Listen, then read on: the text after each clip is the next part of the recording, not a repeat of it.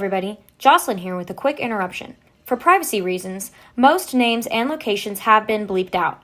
Disclaimer: this episode talks about sensitive topics such as self-harm and mental illness. Viewer discretion is advised. Now, enjoy this episode of Jabber with Jocelyn. Hello, everybody. Welcome to Jabber with Jocelyn. We are in a different location, and I am joined today by Alexis. Hi. She is one of my close friends, and today we're going to be chatting while we do our nails. So feel free to join us. I want to talk about you. Okay. So one of the most important things that I want to talk about is, who are you? What's your story? You know, Tell me everything, because I feel like I know you, but I don't know you, you know? Right. No, So, I got yeah. you. Well, I'm Alexis, obviously. So I'm, where do I don't know where to start. Let's start with when I was born. Why not? Right. Why not start there? So when I was born, my parents were, living with my aunt in Tulsa, because they were trying to move. They were in the middle of moving down from Lawrence, Kansas, where my older sister was born. So what happened was that we were staying with my aunt, my parents were, and my mom had home birth. So I was literally born in my aunt's house. That's crazy. Yeah. And right after I was born, my dad, though he didn't want to, he still had to get the rest of our stuff from Kansas. So he, pretty much right after I was born, had to leave and go get our stuff. Oh, wow, really? He hated that he had to do it. Yeah. But he had to. Yeah. And he absolutely, my parents will tell you, he was speeding the entire way there and back just to get back and hold me. Yeah. And, and which shows you the love of a father. Oh, yeah. And I love my dad so much. I love my parents and their dedication to me. They've honestly helped me out so much. And that's later in my story. But, yeah. So, and then an hour after I was born, my aunt had told my mom to go to a different room because she was gonna have a Mary Kay party. Yeah, I love my aunt, she's great, but looking back I was like, really? So my mom was alone in a small room with a newborn me and my older sister, with her, and it's not as messed up as you think. Yeah. But it was one of those, really? Really? Yeah. You had to be like that. No, yeah. I get you got plans and stuff, but it was also her house, and and I'm sure my parents were very grateful to at least, have a place to stay in Tulsa and everything. So I spent most of my years in Tulsa until I was about 9 or 10 years old. Then we moved down to Owasso. And then we lived in Owasso for about 6-7 years until we moved down here 3 years ago now. About 3 years ago now. So, but that's the whole timeline of moving. Well, let's see.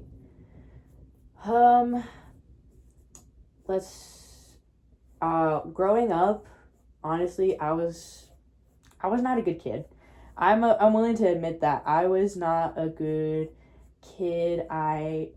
Though it didn't help that I had, growing up, my parents called them sensory issues. Later on, I would later figure out from my parents that, the doctor had, told my parents when I was really little that I had a lot of symptoms similar to Asperger's, which is now known as high functioning autism.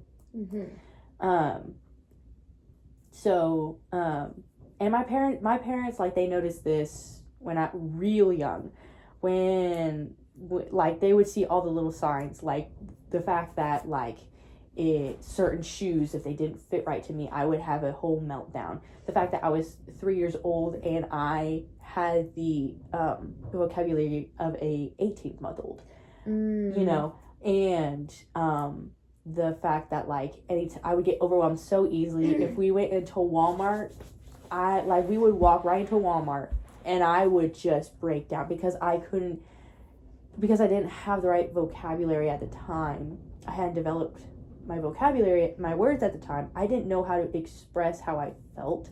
Yeah. And so then I expressed my overwhelmness in the only way I can, which was kicking and screaming. Yeah. And so then I, you know, when I would have a meltdown, my mom would be like, oh my gosh, what's wrong? And so then she would take me outside to try to figure out. And once I went out of those doors, bang, I was all better. Like nothing ever happened. And that's when my mom, and that was one of the moments where my mom was like, okay, something's up here. This is, you know, this is not normal child behavior. Yeah. And so, my parents took me to a child psychologist, I guess, one day, and he was like, yeah, no, she's got all these symptoms, a little bit on the spectrum here. And they were like, all right. So and at this time, there was not a lot of stuff on Asperger's. So my parents did all the research they could on how to help me. I went through 7 years of occupational therapy and speech therapy. Wow. And I thank them every day for it, honestly.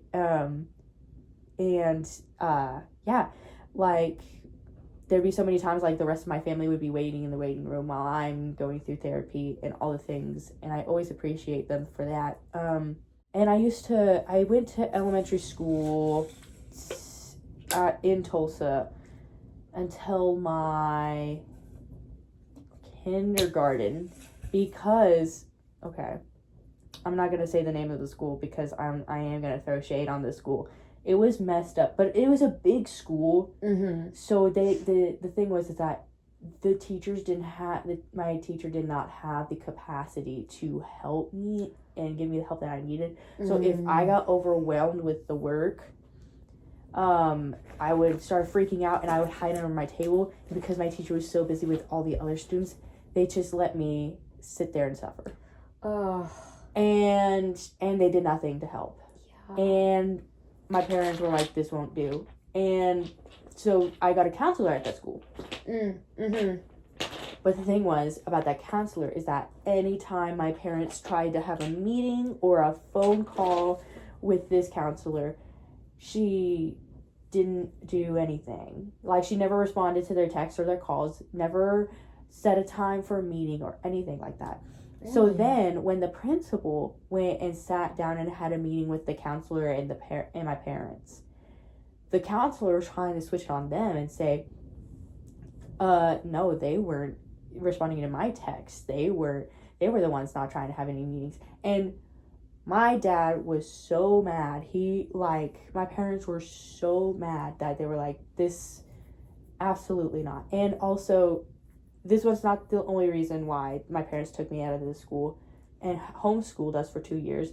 My older sister was very smart.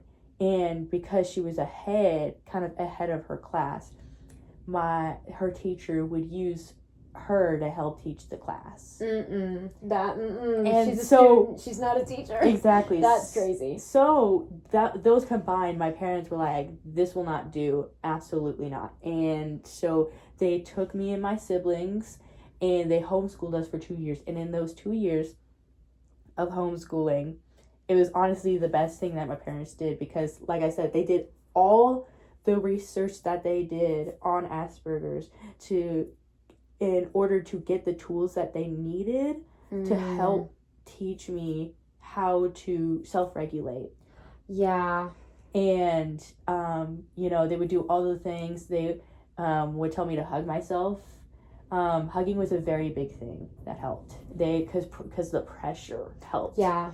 And so they would, literally, they would have to, like, take me to their room, and take me to their bed and lay down, have a cuddle session. And if I was like freaking out, they would literally like pin me down in a hug until I eventually calmed down. And it worked. Also, if I, when I was really struggling with the work, just doing the homework, because I would see all the questions at once and it would freak me out. Yeah. I would get overwhelmed immediately. I'd start freaking out. And so what my parents would do is they would get a piece of paper and they would cover up all the rest of the questions except for two and be like, okay, we just need you to do these two questions. All right? And I'd be like, okay. So I do these two math questions. And then they would pull the paper down. And then I freak out because there's four. And then they'd be like, okay, get another piece of paper and cover the last two questions and be like, okay, just these two questions, all right? Yeah. And then these two questions. And they taught me how to take things one step at a time. And that's one of the most important things to learn, is to take things one step at a time. Because even, like, normal people, like, not normal people, that's that's not what I meant by that. Neurotypical?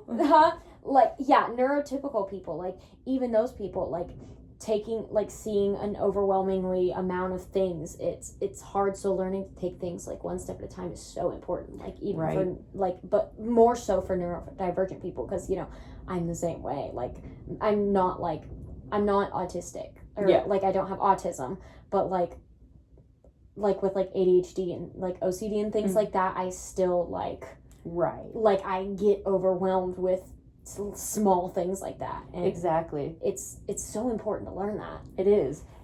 And I actually learned this more recently, is that my time management, time is a big thing to me.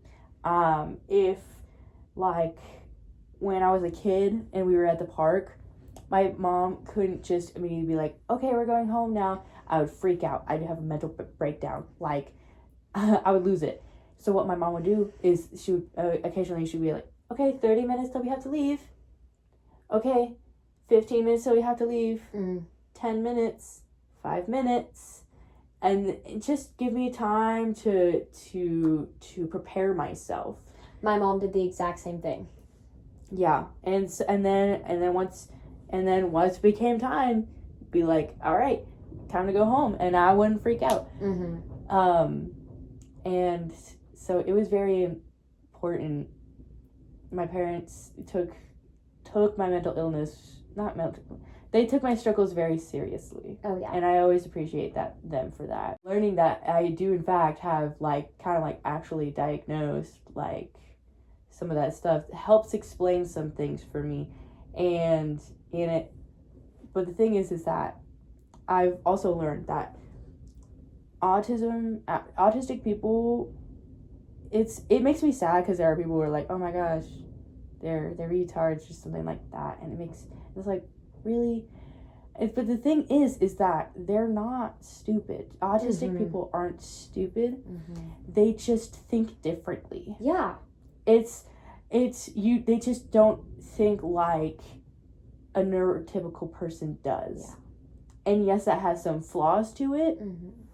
But it's like there are some neurotypical people who might not be math smart, but they are like amazing with like cars, or they're amazing at art, or something like that. And I mean, like myself, I feel like my autistic superpower, you may say, is movies. I've recently come onto a realization. I've been trying to figure out what I wanted to do for my career after I graduate, and I think I want to go into screenwriting. Oh wow. Something like that. Something with the movies. It's something about movies and musicals. I love watching them and just tearing them apart. Just over analyzing them and going so deep, like. And it makes me sad because there's not a lot of people who do that nowadays. Great example is A Quiet Place Day One.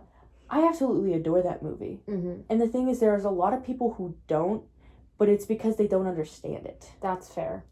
When I first watched it, my family watched it, and we were like, oh my gosh, this is so great.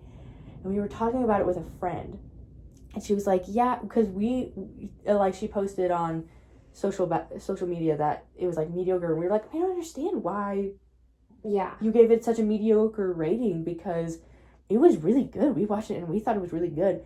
She was like, yeah, I just didn't understand, because like the girl Sam, like she is like a drug addict and all this stuff, and we're like, whoa, wait, what? What? That's not it at all. We were like, she's a cancer patient, and she was like, wait, what? She is? I don't know if you've watched the movie. I haven't. I've watched the first one, but I haven't watched the other ones. I've been meaning to watch the other ones, but I just haven't yet. So. Okay, I'm not gonna try and spoil too much, but like, it's like basic knowledge. Like she's a cancer patient, and we were like, how did you not get that? Like, but the thing is that it's not like openly expressed. That's the thing. Is that nowadays everybody looks for the story in the dialogue, but the reason why we knew that she had cancer was because all the whole settings. Like there's a scene with a desk, and it has this little holder with hospice pamphlets in it. So it's immediately you go, we're in a hospice. You know, we're in a hospice building. The thing is that people just think that's there for no reason. That's there for a reason. That's why it's such a subtle clue that throughout, and then like, and she like Sam says a poem, and it's like, cancer is crap. She says a different word, obviously, but cancer is crap, and all these things. And given the fact that like she's a young woman, and she is surrounded by a whole bunch of elderly people, like how else is she in there? Obviously she has a terminal illness that leaves her in a hospice surrounded by elderly people. And she also has like an IV thing, like there's so many signs, and the thing is people don't look for that. And it's like, why? And just watching the movie, just like the thing is like people don't like it because it's like so quiet, but that's the thing is, like I said, there's no dialogue, but that's what's so perfect about it, because you don't have to search for the story in the dialogue. You can read what they are saying from what their faces and their body language. And you know, and like writers and like directors of like movies and stuff, they're not gonna they're not gonna waste the money to put things in the movie that aren't there for a reason. Exactly. So like those hospice papers, those probably cost a lot of money to make, just because it's movies. You know, like movies cost a lot to make, and they're not gonna waste money on things that they don't need. You know. So like the hospice and like the cancer and like all of that, they spent time on that and money on that because it's important. Yes, and you know. And it's the whole art of the movie that I just love. I love it more than the first two movies. Because the first two movies, they at least had sign language. Like, I'm sure people were like, they at least had sign language and all this stuff. Quiet Place didn't have anything. Barely any talking at all. And that was so amazing about it, because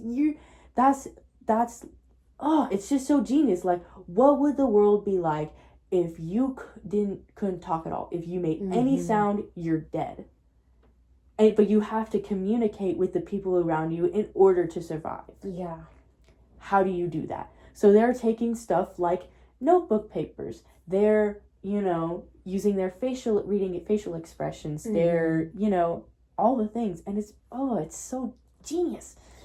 And there's so much stuff in there that I could go on and on about just the one movie. There's so many movies. I grew up watching movies. Literally. I'm going so off from my like life story, but I grew up watching movies with my family, and I agree for people who don't watch movies, for people who have like who don't watch movies or TV shows, for people who just doom scroll. Sometimes I struggle with doom scrolling myself. Me too. And because there's such an art to movies. Like I said, superpowers movies. I think one of the most important things that I want to talk to you about is like your testimony, because Alexis here is a Christian just like me, and so I want to kind of discuss that with you and like your views and things like that. Okay. See, my testimony. Well, I was really young. Basically, like I said, I was not a good kid. I was very quick to anger, and I would hit my siblings a lot, and I would call them names, and was just so rude to them. And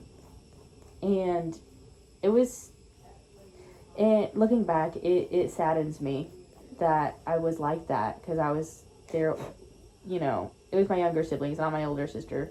Nobody could hurt my older sister. She was like Bambi. Who would hurt Bambi? But my younger siblings, and also she was my older sister. Like, I just couldn't do that. Yeah. Yeah. But for some reason, I had no qualms with hurting my younger siblings. And I hated myself for it, because I just couldn't help myself from getting mad. And so one day I told my parents, I was like, I want to give my life to God. And they were like, okay, why do you want to do this? And I was literally crying. I was like, I just don't want to be mad anymore. Dang. Like, little me was just like, I just don't want to be mad anymore. And so, then my parents, took me through the whole thing. And about a year later, I finally got baptized. And over time, it literally just took a whole bunch of time of the Lord loving on me, and my parents loving on me, till I finally started getting better. But I think one of the biggest moments in my testimony was 2020, when the whole social distance thing, everybody had to stay in their homes. I went into deep depression. I went into such a deep depression, and I didn't even know why. And I felt like I didn't deserve to be in that deep depression, because it was like, why am I depressed? There are so many people who have way more reason to be depressed than me, but it got to the point that I was cutting myself.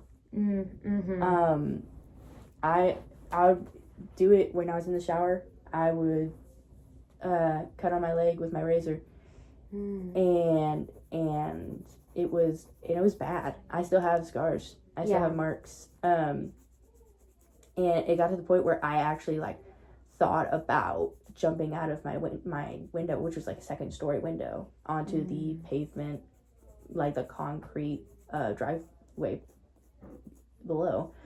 And when that thought came, I had like a full-blown panic attack, like, oh my gosh, what's happening to me?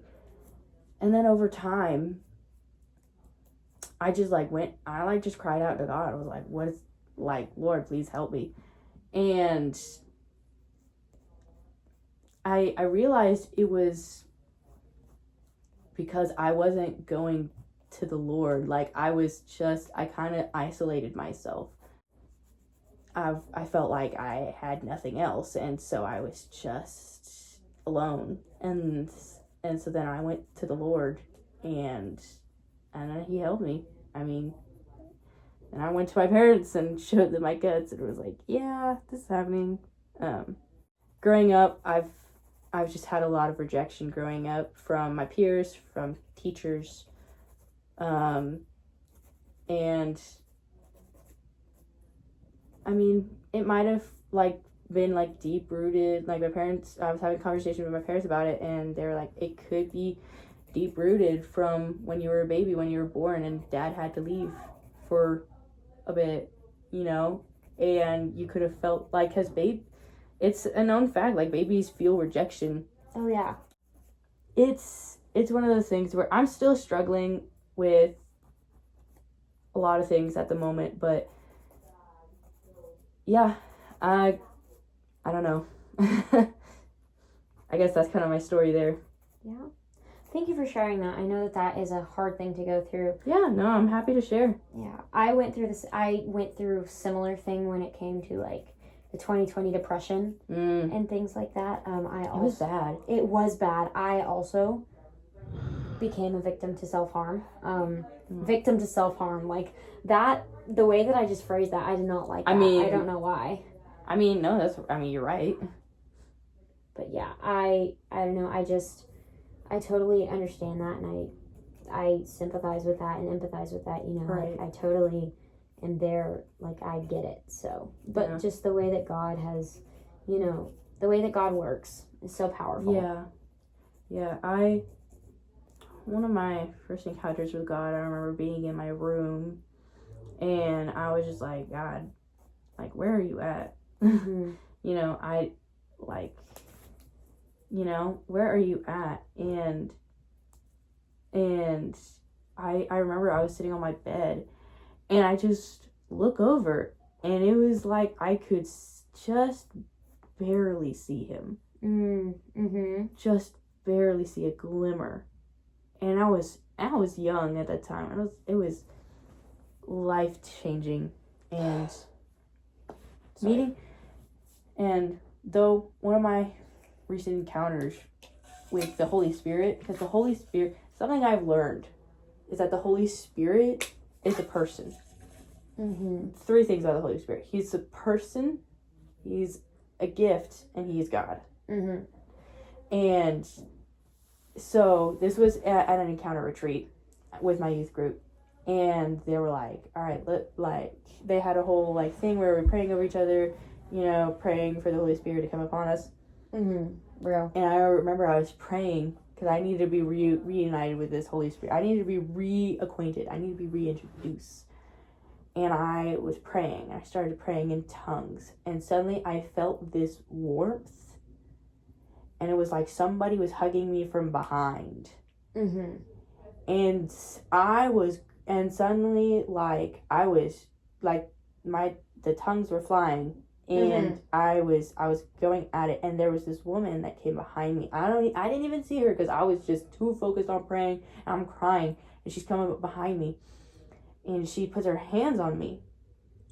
And she just starts going, Lord, I thank you. You're so good. Holy Spirit, thank you so much for coming. And I'm filled with just so much joy with you here. And it was like, is she translating what I am saying? Because at first I thought she was just praying over me. But then I realized, like, it sounded like she was translating. Mm-hmm. Because she was, like, saying stuff like, I, you know? Mm-hmm. And I was like, oh my gosh. Like, I'm thinking as I'm, like, speaking out in tongues and praying, I was like, is this girl's, like, I didn't get to hear everything because it was so loud. I was like, I'm pretty sure she's translating what I'm saying. Mm-hmm. And it was such a powerful thing to me. Yeah. Because it's like, usually it's like when you're, like, praying in tongues, you don't know what you're saying, but it's, you know, the Holy Spirit is speaking through you to God. Mm-hmm. You know, the Holy Spirit is how you talk to God. So yeah, I think that the Holy Spirit is so powerful, and the way that God works is so incredible. Like, it's so incredible, amazing the way that God works. Yeah. So I think let's get into some less deep stuff. Let's give a little comedic relief. I mean, right. As much as I'm enjoying this, because totally it's so am. good. It's so good. Okay. Hydrate, kids. Okay, so we took a small break because my back hurt and her back hurt. So we took a small break. We're back now. We just got done talking about your testimony-ish, right, and, you know, things like that. There's so much more to it. Yeah. I mean, there's a lot of things we could talk about. I mean, maybe not the testimony part, but, like, there's a lot of things about my life that I realize you don't know. Yeah, but I mean, we can get into that some other time. 100%. Part two, guys. Part two, guys. That means there's going to be a part 2. Better get 100 likes at least for part 100 2. likes is crazy. Guys, I'm not a clout chaser. Sorry. She's the clout chaser, not me. I'm making a joke. No. Anyways. Fine, just one. Just one. Don't even need any likes. I just want to be on here for part 2. Okay, so the next thing I want to talk about with you is how we met. Do you remember how we met? Because Oh my gosh. Yes. I don't. Kind of. I'm a horrible person for that. No, because I barely remember it either. We were in the same drama class together. That's right. That's right. I remember that. Our sophomore year, we were in the same drama class. I think together. it was both our first year. And in yeah, that high school. You had switched from that year. That's yes. right. Because that's how I met Jaden too, was because he was friends with my, at the time, boyfriend. We don't talk about that. And so that's how I met both of you, because you were both new and I was new, and yeah. We met in drama class together. And the way that this happened was, okay, so originally when I came in, I was like, I don't know these people. I don't want to know these people. These people are scaring me. And so that basically happened. And so I was over at one table and she was sitting over at the other table. But then at like, I don't know when it happened, but at some point, one of the other girls moved to my table. But ever since she had moved to my table, I did not like sitting there anymore. It was so annoying to sit with her. And I know that might be mean of me to say, but it was I don't even remember who it was. I don't know either. But yeah, and so what ended up happening was we ended up just kind of switching tables. And I ended up sitting at her table, and she ended up sitting, and then the other girl sat at my old table. And so that's how we kind of became friends. We just kind of bonded in that way. And then she was involved in the musical, and so was I, but in a different way at that time. You were in the band. Yeah. Yeah. And so we kind of bonded over that. Yes. And so, yeah, I think, that's how we met. And then, what was your first impression of me? Honestly, I thought you were pretty cool. Mm-hmm. I can't really remember my first impression of you, honestly. It feels so long ago now, because it's been 3 years, just about. I just remember thinking you were pretty cool. And I hoped you were a Christian. Mm-hmm. I just wanted a Christian friend. But I think at the time I was kind of the same way as you. Like, I kind of was just indifferent because it was my first year of school, and it was just like, yeah, I'm just here, gonna deal with it, I guess. Yeah. And, and I was like, I don't know anybody here, I'm just gonna kind of keep to myself. And then I ended up being close friends with you, but one of my first memories of you that made me go, oh my gosh, this girl is so freaking cool, was when I was telling you about my struggles with people telling me that I looked like bi. Mm-hmm. And it sucked, because I throughout my life, I always had some kind of comment like that. Are you sure you're not bi? You're not bi-curious or something like that? Are you bi? Bi-curious? I was like, what does that even mean? Like, somebody told me I dressed bi-curious, and I was like, what does that even mean? Exactly. I was like, what does that even mean? People were just like, you just look gay. I was like, what? You just look gay. And I'm like, what? I don't, how? And probably because my hair was like really short and stuff. But anyway, I've now grown out of that. Thank goodness. Now I'm growing out my hair, and I dress way less gay, hopefully. Goodness. But yeah, but I was telling you about that, and I was just like, man. And then you were telling me your testimony. Mm-hmm. When you told me your testimony and everything about that, I was like, dang, like, this girl is so freaking cool. Mm-hmm. Like, and it gave me hope for other people who were like you, Mm-hmm.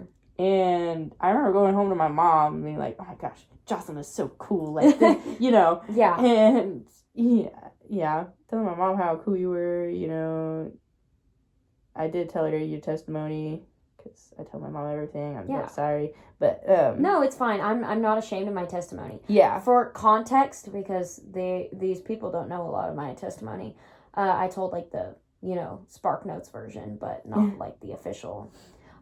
So basically, part of my testimony, a big part of my testimony is I used to identify as bisexual. I used to date girls, and I used to identify as bisexual before I found Christ. And then whenever I found Christ, I stopped identifying that way. And so yeah, that's like the rundown of my testimony. There's more that goes deeper into that, but that's a different story for a different day. That's a different episode. Yes. But yeah, so for those who don't know, that is part of my testimony. And if you are interested, if you viewers are interested, I can go more into depth with that. Because it's an important part of my story, and I'm not shy to tell it. Yeah.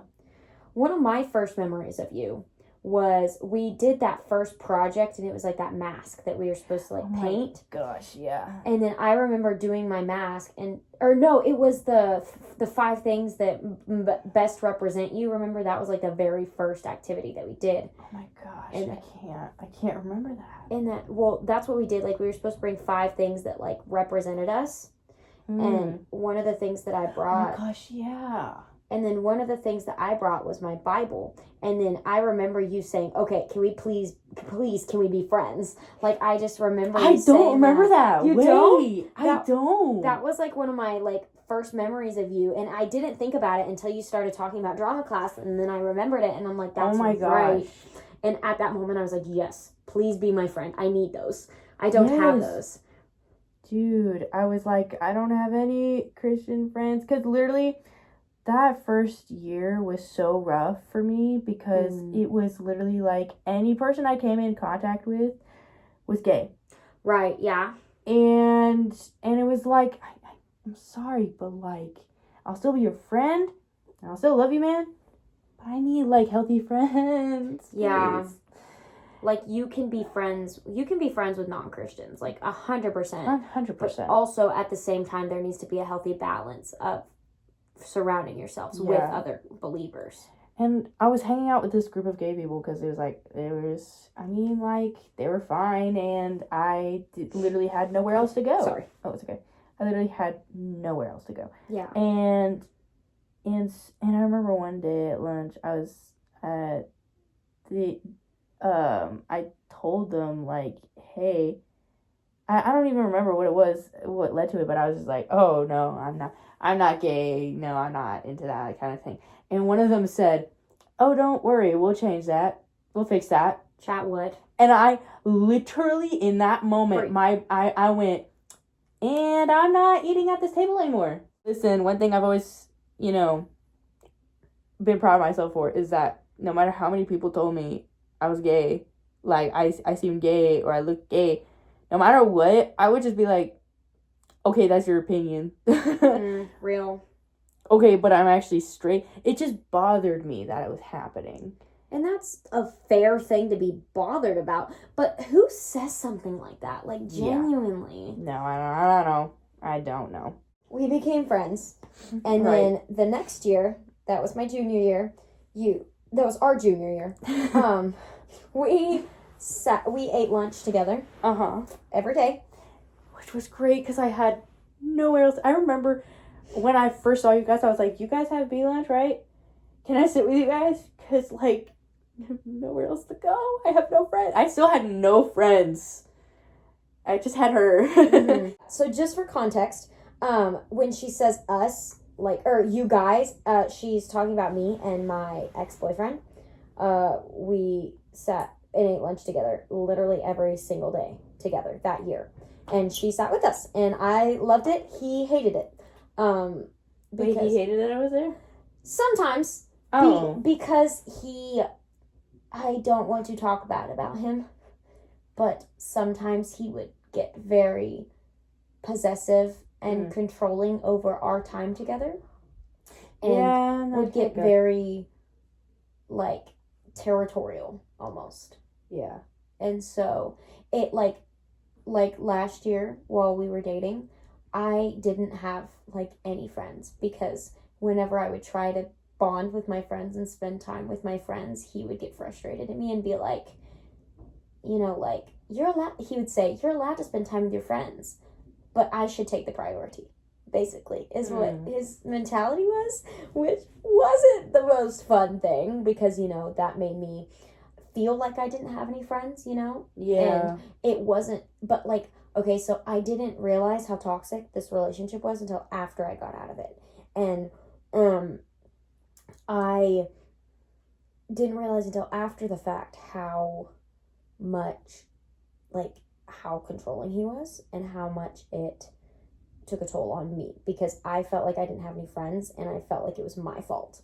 And I felt like nobody wanted to be around me because of who I am and not because of other factors, you know, and I felt like I didn't have any friends. But, you know, we're past that now. So, yeah. Yeah, I kind of saw the signs. I didn't realize it was that bad. Nobody but, did. Yeah, I kind of saw the signs of something was, because I was with these people every day, and I don't know if I'm going to say this, but, like, every day, like, they would argue about something. Every day was another argument. Something. Yeah, and there were a lot of, and I noticed a lot of things. Like, I kind of, looking back, I kind of had the feeling that he didn't like me. Because anytime, like, she and I would be talking, and he would be there reading a book. Like, not even paying attention to the conversation. I remember you and I were having a conversation about fasting. Because you didn't know what it was, and I was in the middle of it. And you were just curious. You were like, well, what's fasting and all that stuff. And I'm like sharing it with you, and that was one of the things I really appreciated about you. One of my best memories about you is that you were actually, like, paying attention to what I was saying and was, like, asking questions, and you were so, like, enthralled with what I was saying and so attentive. And then I look over at and he's not even listening. I name dropped. We can cut that out. It's okay. I'm sorry. It's okay.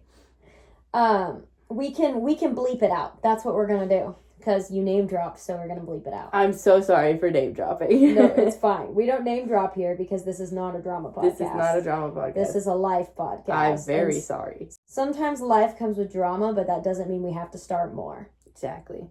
I'm so sorry. I don't even... it was like it wasn't recording to me. Girl, you're fine because we can always edit. Yeah. There's such a thing as editing. The power yes. of editing. Anyways, but yeah, so what he told me was, what he often said was like, you know, Alexis is your friend, but she's not really my friend. Like, yeah, when we hang out all three of us, like, yeah, like, I can be friendly with her, but, like, she's not really my friend. And I'm like, she's not your friend because you don't try to bond with her. You don't try to develop a relationship with her. And then he would always say, like, I feel like we're so different. Like, we don't have anything in common. And I'm like, that's because you don't try to find something in common. I got the feeling he didn't like my views. Yeah. Because I remember trying to explain something to him, and he asked me a question, and I was like, you know what? It's a good question.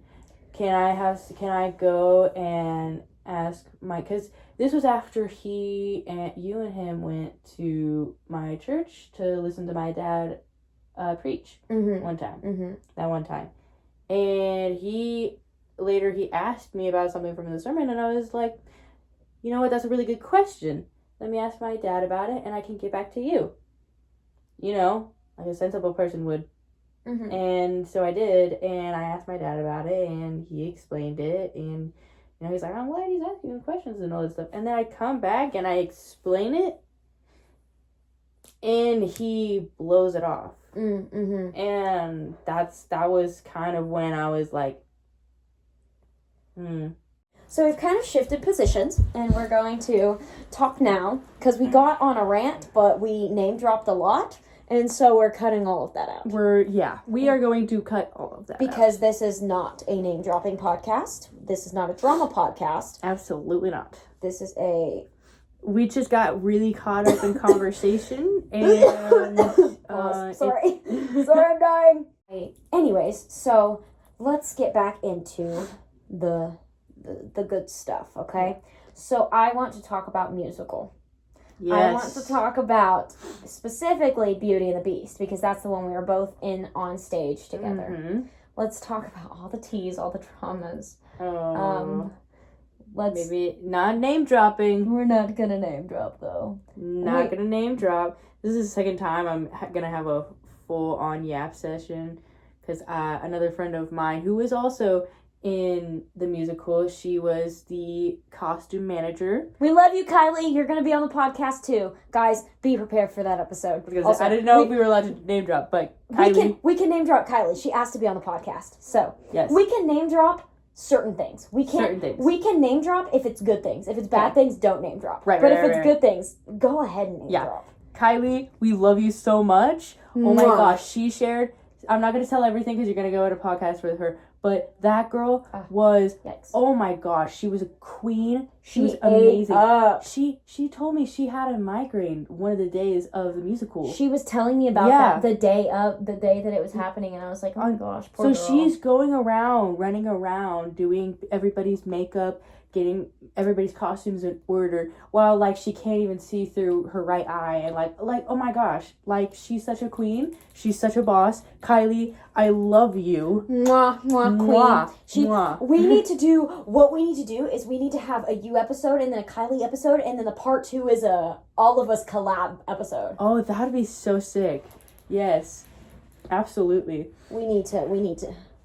But anyway, so yeah, let's talk about musical a little bit. Yes. So, do we want to just go ahead and get the drama out of the way? I feel like we should start from the beginning, and as the drama comes, the drama comes. Because I was gonna say, I don't know how much of that whole drama with that one person and the silly girls you know about. Did you know about? Oh, are we talking about the one? Right. I know this much about it, but I want to know this. Kylie said she didn't know that much about it either. So, do we want to just start off get that out of the way? I think we should start at the beginning. Start at the beginning. Yeah. Okay. I'm going to start at the beginning. Oh my. My brother. What?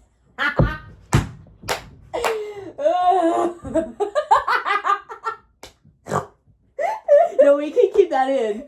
We can keep that in. He's got to come make a cameo now. Jaden, come make a cameo to Jocelyn's podcast. Welcome to the podcast, Jaden. Welcome. Right, me too.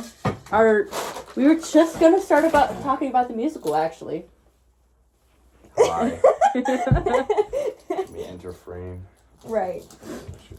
Bro, these shoes are disgusting. Don't take your stinky shoes off in here. Yeah, I just cleaned this room. You would rather me take them off out here than bring them on your bed.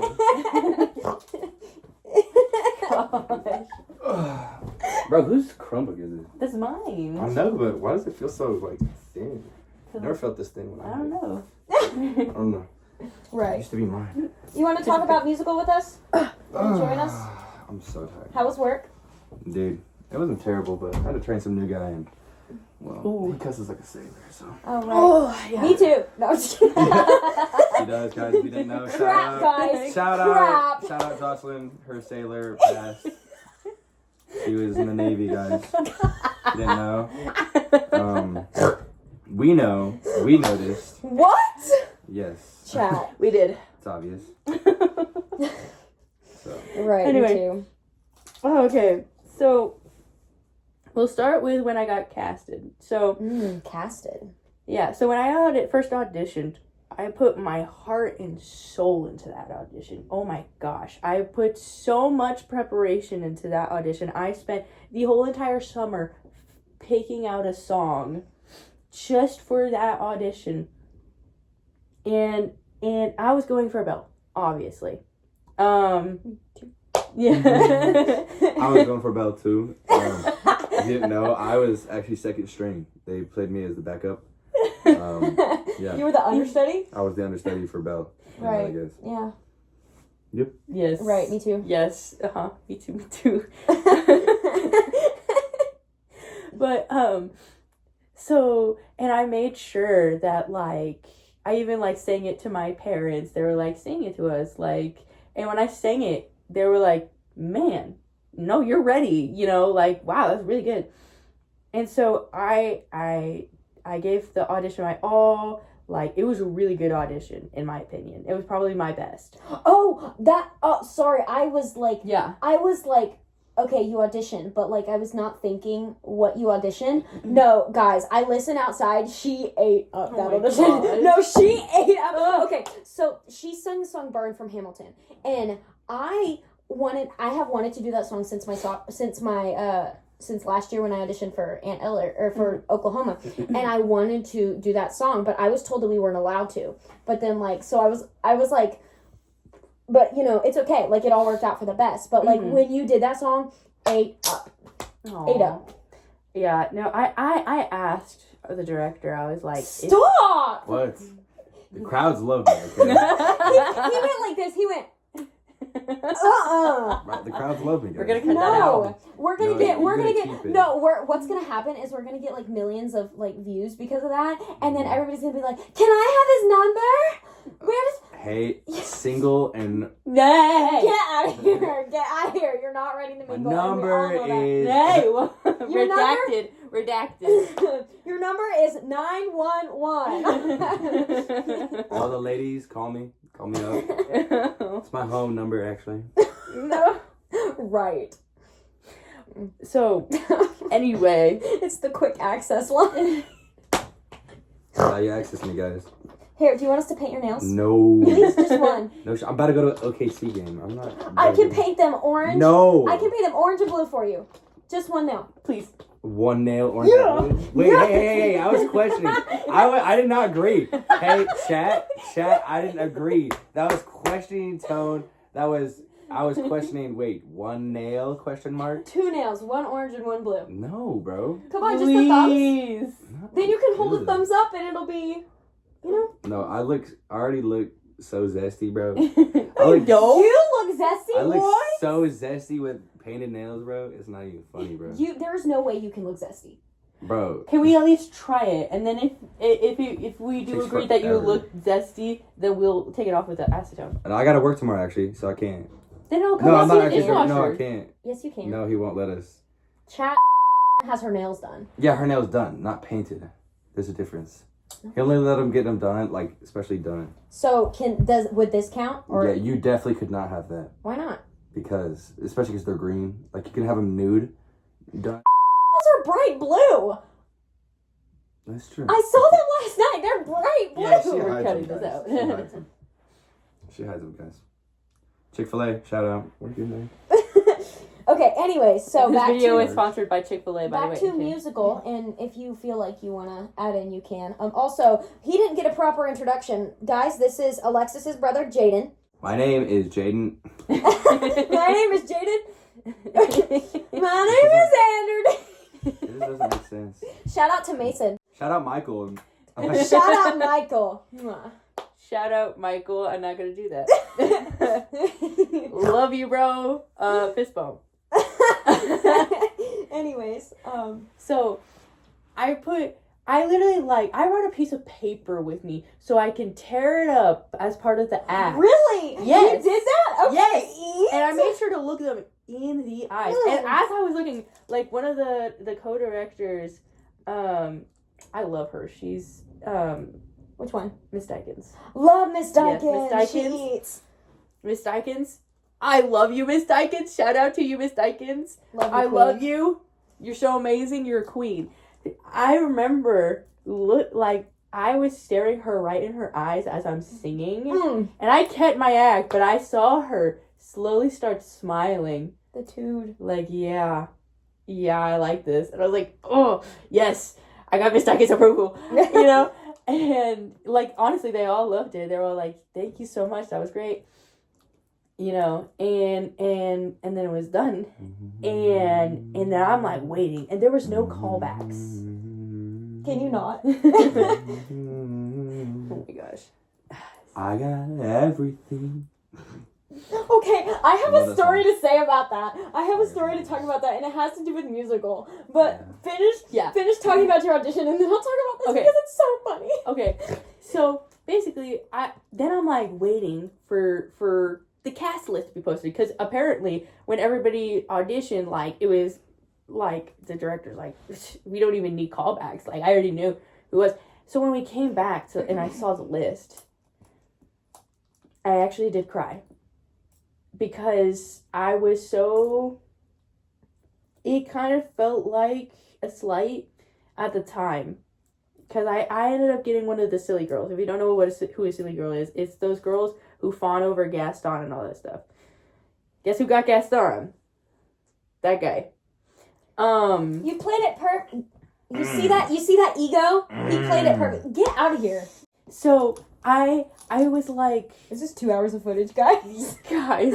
2 hours of footage is crazy. Sorry to all you podcast. No, listeners. it's fine. I'll cut a lot of it down. Yeah, there's a lot that could be cut out. That's a honestly. sorry for me, because I have to edit 2 hours of footage. Sorry, And editor Jocelyn. Love you. It'll Mwah. probably be more like 3 hours, because I haven't even gotten to the questions. But I think after we talk about musical, I want to get to the questions. Right. Nosy? Okay, jeez. Well, I better be getting out of here after the musical. Yeah. Because you're going to have me on for another episode and everyone's going to be like, Oh, I am? Well, yeah, you are, because everyone's going to see me in this episode and they're like, okay, we need Jaden back. Right, okay. Obviously. Right, okay. Like, so yeah, all of you guys who want to see me in the next podcast Like video, and subscribe. like and subscribe. Like and subscribe. Comment down. Hey, we need to see Gaston. We need to see Jaden up in there. Comment- fire emojis. Comment down below what questions you want to ask him. Also, Yes. comment down below to convince him to let us paint his nails. Yes. If this video gets 100 likes, we can paint his nails. Yep. 150. 150? 150 Deal. likes. Wait, 125. 130. Fine. 130. 130 Got guys. you. Guys. 130 likes. Guys. And paint his nails. Guys. We're counting on you guys. Kylie, Michael, you know who you are. You know Duck Farm, you guys know who you are. You know who you are. don't wanna do We're that. gonna get this guy's nails painted. Anyways, okay, let's go back to musical and auditions. Let's get this. So I had felt like it was a slight, because I felt like I put my heart and soul into that audition, and then I get Silly Girl, and I was like, man, and I really had to, and I took some time to just take a step back and kind of grieve. Honestly, Alisa, I love you so much, and you heard me tell you this, like, this story, that I was a little jealous when she got Belle, and then I realized, oh my gosh, no, she's literally perfect for the role. And later on, as the show went on and I went more into my role, I learned to love being a silly girl. Honestly, Miss Rita, I love you so much. All my love to you. Shout out. She picked perfectly the whole cast. Oh, yeah. It was perfect. She was right. It was perfect. Perfect casting. It was perfect casting. It was confusing at first. Everybody was like, what? And she was like, trust me. And we said, okay. At least I did. I was the same way, because Sorry. Yeah, that was the most confusing casting in the beginning. It was like, why? It made sense afterwards. Mm-hmm. But This did not make Will you sense. let me talk? Okay, talk. Oh my gosh. I was the same way. So I was in the same boat as you, Alexis, because I love you, Ellie. Like, you are literally my best friend. I love you with everything in me.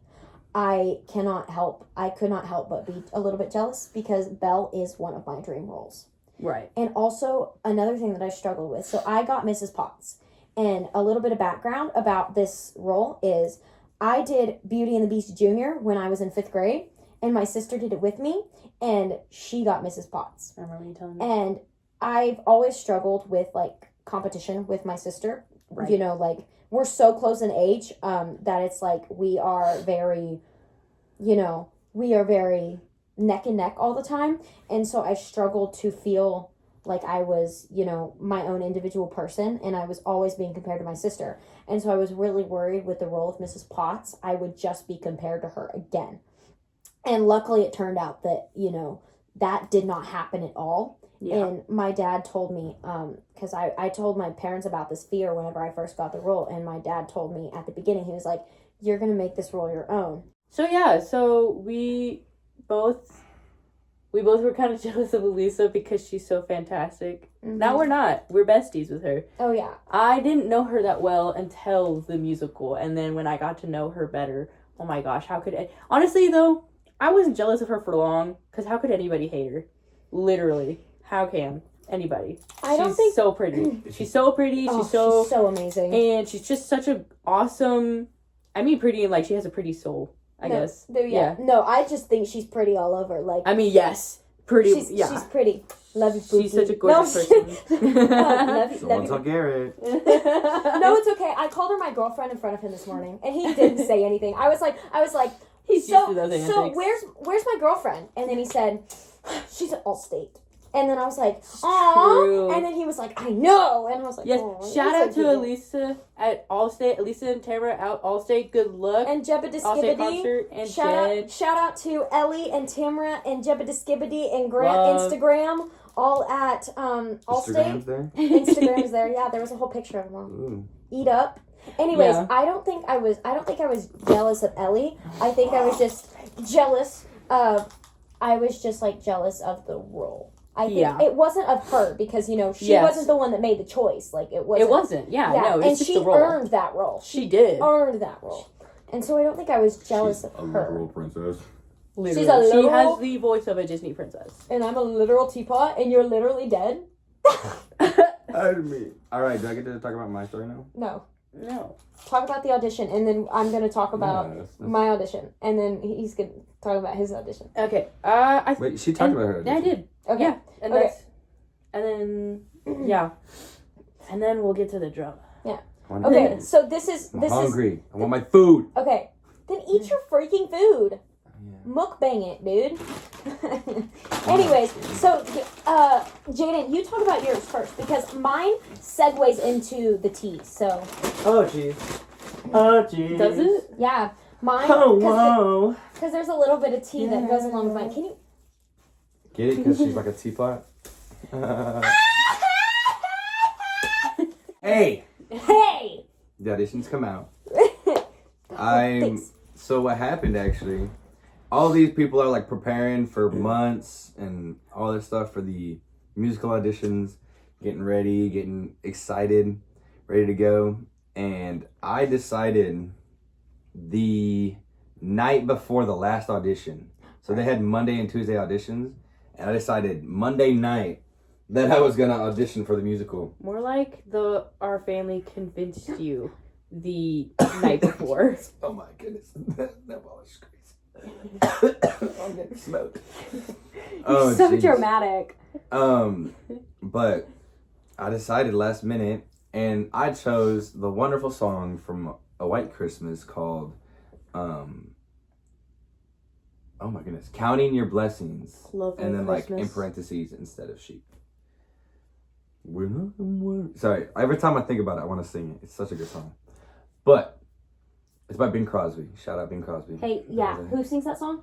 Bing Crosby? Yeah, maybe you should keep it that way. Guys, get her out of here. Whose podcast is this is my podcast now. No, it's not. Whoa, hey. So Hey, yo. I'm singing that. I guess I impressed them enough. And I mean, it also might be the stature that gave me the wonderful role of Gaston. So, first musical ever, late audition, I got the lead role. So that was very exciting for me. Also a little nervous. Excited for my first time doing a musical. And I also got really close with all the people in the musical. There were some great people. Yeah, sure. Mason especially. Oh, geez. Shout out Mason. All my love to you, my boy. He's my little Pookie. Love him a little kiss. Mwah. He deserves it. Mason, if you guys don't know him, you will. His name, he played LeFou, so he's my little sidekick throughout the musical. He'll be on the podcast, hopefully. He will. Yes. We had a whole podcast with. We need a Beauty and the Beast podcast. Yes. Like a podcast episode with a whole Beauty and the Beast cast. I'd be so sick. He became close for sure. We became really close, and so have had a lot of fun with him. We play tennis now, so we rock out. Rock hard, you know what I'm saying? And so, yeah, I really enjoyed my time during the musical. I was super nervous the whole time. But if you guys are nervous to go to do musical, take it from someone who was. Just go and do it. Get it done. Lock in. Have some fun. And if you get in, you get in. If you don't get in, you don't. And that happens. That's how it was with every time I auditioned. I actually auditioned for Oklahoma and I made it, and then with other things going on, I didn't get in. But that's how I got into my first SpongeBob the Musical. I was like, I'm not sure about this. I've never watched SpongeBob. I don't even know what's going on in this. And I was just like, well, I'm just gonna audition, and if I make it, great. If I don't make it in, that's okay as well. And then I got in, and it ended up being one of the best moments of my life. Bye, Jaden. I'm gonna segue out of here, so I hope you guys have a great time. He needed his moment in the sun. Have a good podcast. Enjoy the rest of your time. Fans, remember, 130 likes. I'll get my nails painted. 120. No. Wait, no. It was 130. 130. Also, throw a bunch of fire emojis in the comments if you want to see me there. Throw some questions in the comments if you want to see me there. Like and subscribe. Get me on the next episode. We're gonna have so much fun, guys. Also, ladies, you know where to find me. Right. That's me at my quick number. 911, guys. 911. Just gonna cut All all right, that out. see you podcast. Bye, Jaden. Bye. Anyways. So let's talk about my audition. So yes, he was humming Part of Your World, right? Mm-hmm. And so that's what made me think about this. Okay, so I was originally going to audition with that song. That was the song that I had been practicing for weeks. I was going to sing that song. Okay, and then I went to this event for one of my classes, like for one of my school classes. I went to this event, and at this event there was another girl that was going to audition for the musical. And so, this girl, she came up to me and we were talking about the musical, casual, fine, whatever. And then she was like, yeah, and she basically was like, yeah, I'm singing Part of Your World for my audition song. Do you mind if I sing it for you just to get some feedback? And I was like, sure, whatever, go ahead. And so she sang it for me and I gave her some feedback.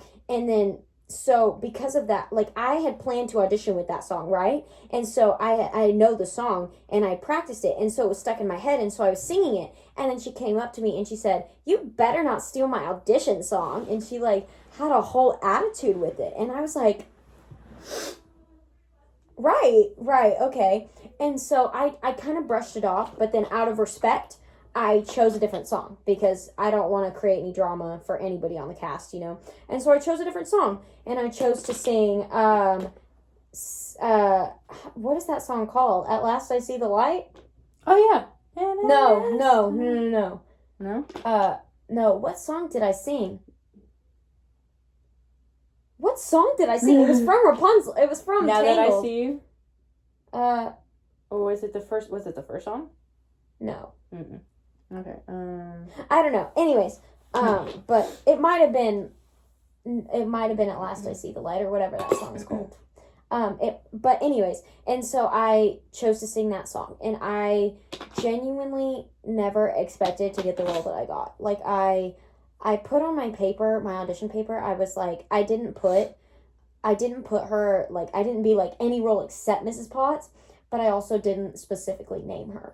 You know, I named Belle, Babette, Madame, but I didn't name Mrs. Potts. But I ended up getting Mrs. Potts, and, at first I was skeptical, but it ended up being, me too, it ended up being one of the most amazing things ever, getting to play that role, and getting to be close with people like I am, like you, and just, because a lot of the people that were in the musical, I didn't really know prior to the musical, and now they're some of my closest friends. Literally, shout out to all the girls. Shout out to Tamara. Tamara became, me and Tamara became so close during musical. Yeah. Shout out to Tamara. She literally eats. And really just shout out to all the girls. Elena, and Kylie and Rain and I'm forgetting people and I feel so bad. And Harley and like all the girls, I feel bad for like all the dancers. Oh my gosh, I love my dancer girls. And also the chorus girls. The chorus girls eat too. You know who you are. You know who you are. Especially, I hate that I can't remember her name. It's she ate. You know who you are. The one who helped with the dresses all the time. Always helped with Elisa's quick changes. You know who you are. Covina. I love Covina. She's the best. Oh my gosh. You know who you are, girl. We love you. Eat down. Eat you up and down. You were one of the best. For sure. And just to all the girls, and also like this musical, it is what got me my new job.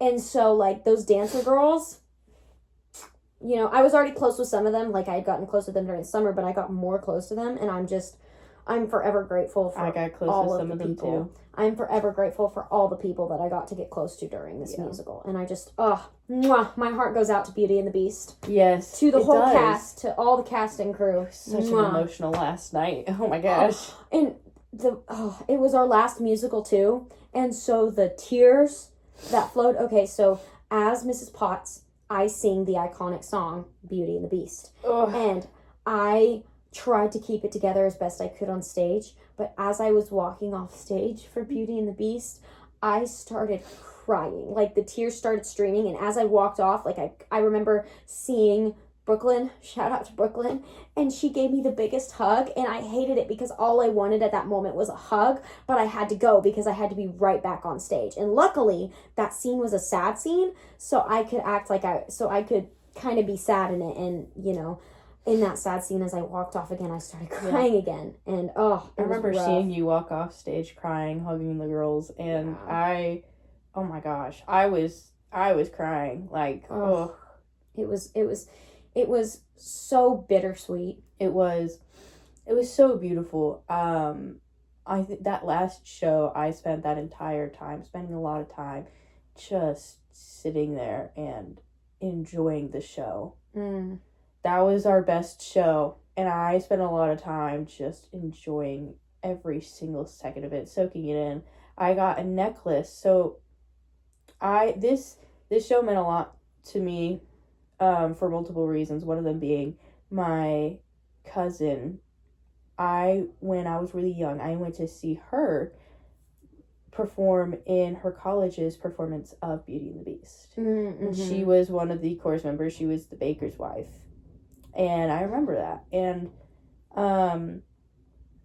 And so when she came down to visit, like the day I got the cast list, the day of or the day after, I told her that I was in the musical and all that stuff, and she was so excited for me.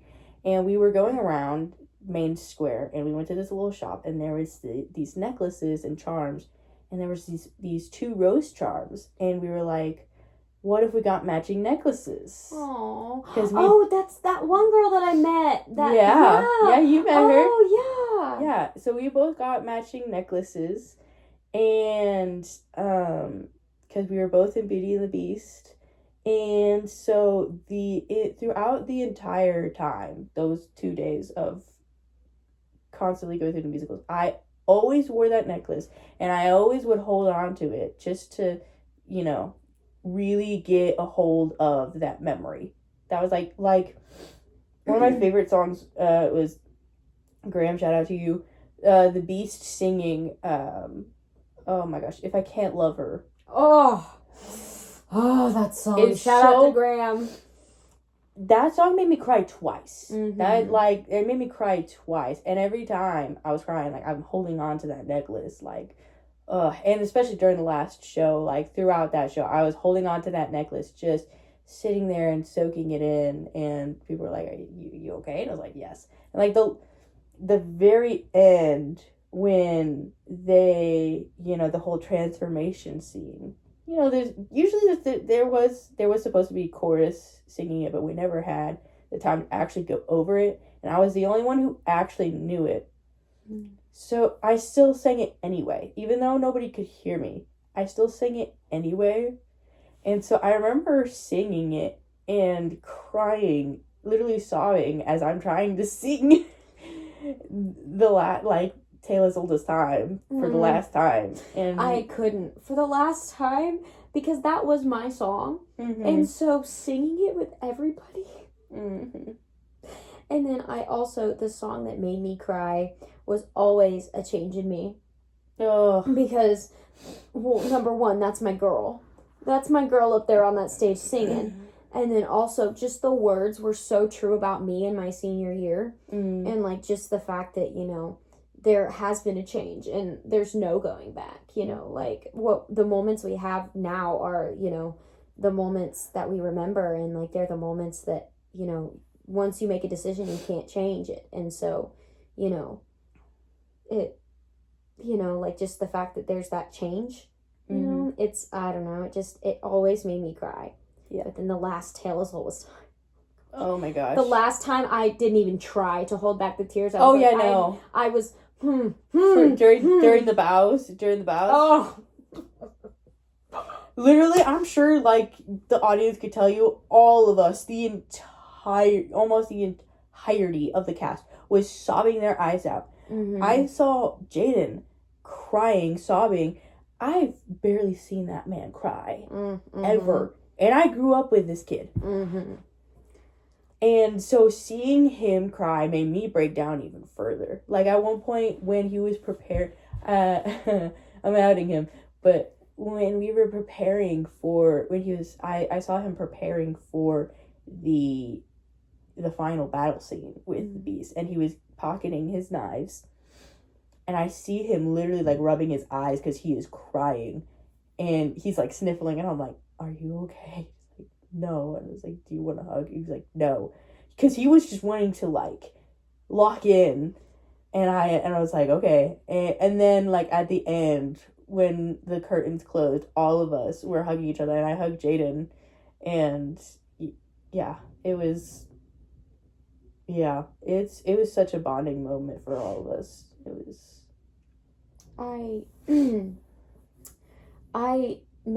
We had, like, a show circle before each show. And something that I during one of the show circles, I talked about how, you know, I mentioned how last year I didn't feel like I had many friends. And I talked about in that show circle how I spent the summer, like, even before the summer, praying, and I was like, God, just give me a group of friends. God, please give me true friends that I can rely on, that I can trust. And during the summer, God showed me who my really, really close friends were. And then over Beauty and the Beast, you know, God really developed those friendships and revealed me, I don't have friends. I have family. I have a family. And girl, don't make me cry. I'm going to college soon, and it's gonna suck because we're all gonna go our separate ways. And of course, we'll all come back to visit, and we'll all stay in touch. But it won't be the same. No. And you know, that's sad, but it's also so incredible to see the journeys that we're all gonna take, and the experiences that we have together now that made us into who we are. And are making our experiences in the future so much better. Yeah. No, it's kind of crazy looking back to see how much I've grown just in the past 3 years. Like, I was just looking at some old photos of mine, and, like, man, not even just in hair. Like, my hair's really long now. It's pulled back. But,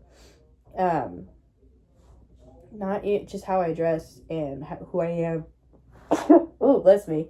I feel like I got more allergies now. Right. And yeah, I had always wanted just more friends. And I felt the same way. I was just like, especially sophomore year, I just wanted more friends. And sophomore and junior year, it was one of those, like, I didn't really feel like I had that many friends, like, true friends. Not friends that are like, I can't let you pass a certain wall, because, like, I can only keep you at this distance, and I can't actually, like, hang out with you because you're not actually healthy for me. Mm-hmm. It's more of I'm the good influence on you, but there's no good influence for me as well. There's no balance. And even like sophomore and junior year, yeah, we became friends, but we didn't get that close. Yeah. And then the musical came about, and suddenly and I do have close friends in. The thing is, they're 4 hours away, and it was really hard to contact them. And even then, it was not that many friends there.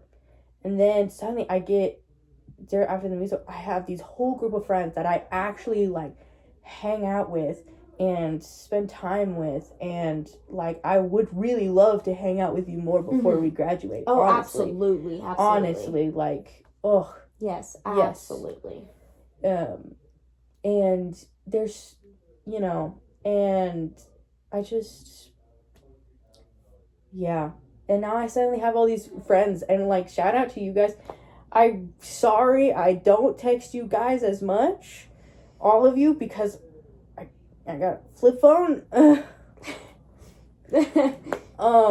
So sorry to y'all that I can't text the group chat as much.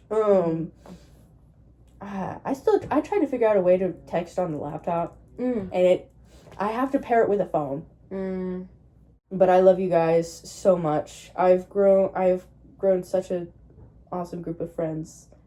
Shout out to all of our friends. We love you guys. Wow. To wrap us up, because there's like 3 hours of footage right now that I'm gonna have to edit. Ooh. To wrap us up, I want to end every episode of my podcast. Something that I do is I end every episode of my podcast with 3 questions that I ask every single guest. Okay? Okay. So the first one, if money wasn't a deciding factor, so if the economy wasn't crap, and we, if money wasn't a deciding factor, what would be your dream job? If you could do anything in the world.